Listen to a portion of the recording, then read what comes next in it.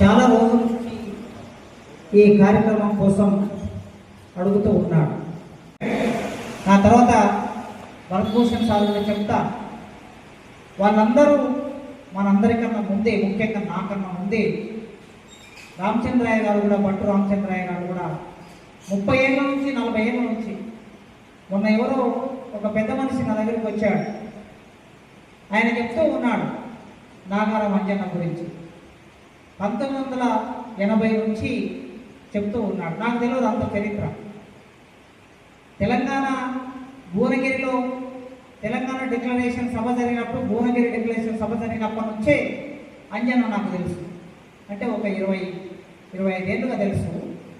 అంతకన్నా ముందు ఇంకా ఒక 10 ఏళ్ళ ముందు నుంచి ఆయన కార్యక్రమంలో ఉన్నాడు. సరే, భట్టు రామచంద్రయ్య గారు ఈ ప్రాంతంలో మన కమ్యూనిటీకి సంబంధించిన ఉద్యమం జరిగినా, విప్లవోద్యమాలు జరిగినా, ఏ సామాజిక ఉద్యమాలు జరిగినా అందులో వారు భాగంగా ఉంటారు. మీ అందరికి తెలిసిందే, పెద్ద మనిషి.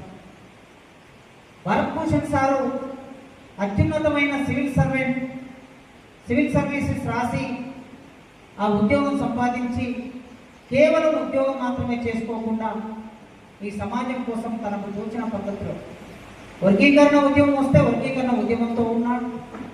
ఆయన ఆర్థికంగా అన్ని రకాలుగా వర్గీకరణ ఉద్యమం సపోర్ట్గా నిలబడ్డాడు.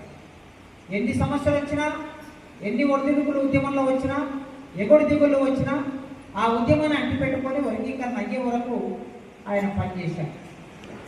కేవలం ఉద్యమంతో పాటు ఇంత మాత్రమే కాకుండా మన పిల్లలు చదువుకుంటే వాళ్ళందరినీ ఐఏఎస్ చేయాలని, ఐపీఎస్ చేయాలని, గ్రూప్ 1 ఆఫీసర్లు చేయాలని ఆయనే స్వయంగా తన జీతం నుంచి వచ్చిన డబ్బులు ఖర్చు పెట్టి కోచింగ్లు ఇప్పించి, ఇంటర్వ్యూలు ట్రైనింగ్ ఇచ్చి ఢిల్లీకి ఇంటర్వ్యూల కోసం పంపిస్తూ ఉన్నారు. ఇప్పటికీ పంపిస్తూ ఉన్నారు. వీళ్ళందరూ గత 30-40 ఏళ్ళుగా పనిచేస్తూ ఉన్నారు.